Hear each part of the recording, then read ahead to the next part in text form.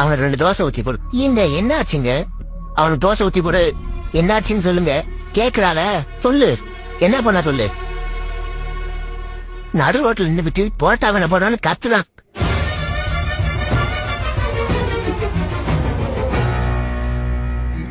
இல்ல தெரியாம தான் கேக்குறேன். என்னாச்சு உனக்கு?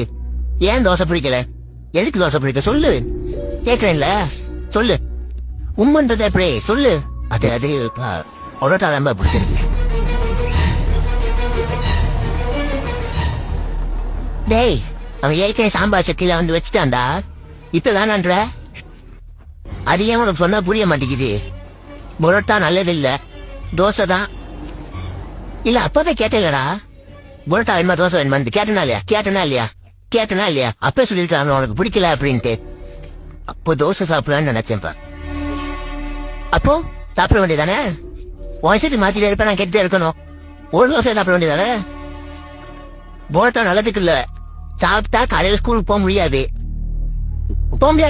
பரோட்டா வாங்கி தரலன்னா நாளைக்கு நான் ஸ்கூலுக்கு போக மாட்டேன். ஓ, நம்ம எல்லாரையும் பிளாக்மெயில் பண்ணிட்டு இருக்கான். பரோட்டா வாங்கி தரலன்னா ஸ்கூலுக்கு போக மாட்டானா?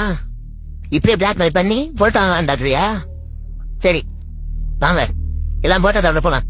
கிளம்பு போலாம். பரோட்டா பரோட்டா பரோட்டா பரோட்டா பரோட்டா நீ தானே கேட்ட? இங்க பாரு, பரோட்டாவே வேண்டாம், வேற எதுனாலும் சாப்பிடு.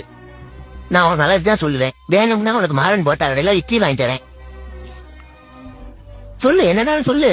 இல்லப்பா, எனக்கு பரோட்டா வேண்டாம், சிக்கன் ரைஸ் தான் வேணும்.